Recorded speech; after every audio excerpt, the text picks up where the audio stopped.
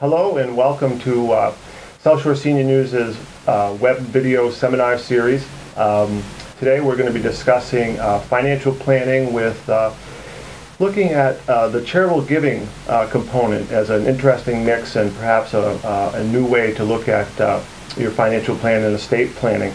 With us today is Meredith Johnson, Director of Planned Giving for the Massachusetts Division of the Salvation Army.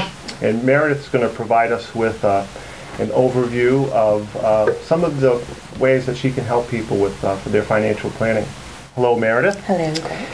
Perhaps you can provide us with a brief overview of charitable giving, how people can look at that as a part of their financial planning mix, and some of the benefits it might bring. I should say that the Salvation Army has very loyal donors, and I think many charities find that to be the same, that they have a consistency factor there. There's continued giving over the years that builds.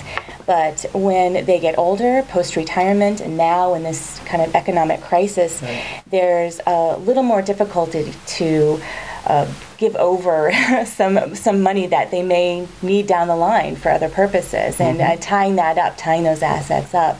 So my role as a planned giving professional is to help them find some creative ways to carry on that legacy of supporting a cause that they really believe in, but maybe perhaps in the meantime create a lifetime income for themselves, or just find a less pressure-filled way to do that. Maybe it's a bequest in their will, which is entirely revocable, and if they should need that money, they won't feel that they've overextended themselves. Well, I think you raise a very interesting point when you talk about the uncertain times. With the different things taking place in the stock market and some of the other financial investment vehicles out there.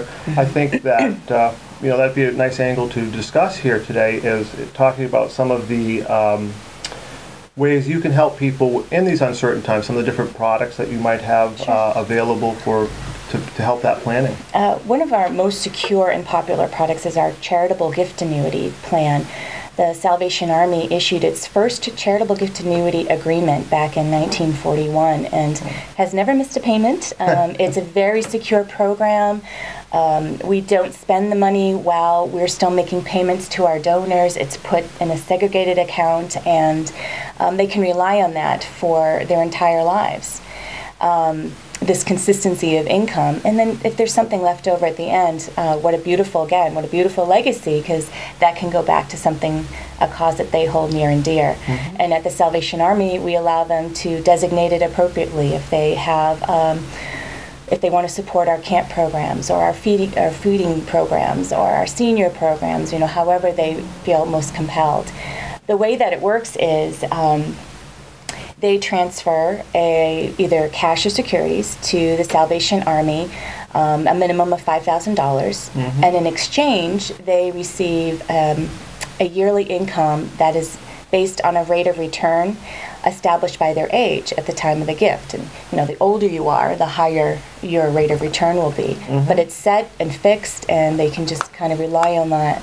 I think there's some other benefits that we've discussed in the past about these charitable gifts that you folks are able to help people with, where you can not only do a secure investment, but there's some other tax benefits and things that you've mentioned in the past that I think our viewers would be interested in. Well, first of all, right off the bat, you can take advantage of a charitable income tax deduction for a portion of that gift. Not the full part, because you will be receiving payments back to yourselves, but you do get something. If you itemize your taxes, you'll get something that you can use against your taxes, which is really beneficial. The other part is that the income stream you're receiving is also partially tax-free. A lot of these financial firms will charge commissions or different things like that. I think this is a little bit different, isn't it? It is.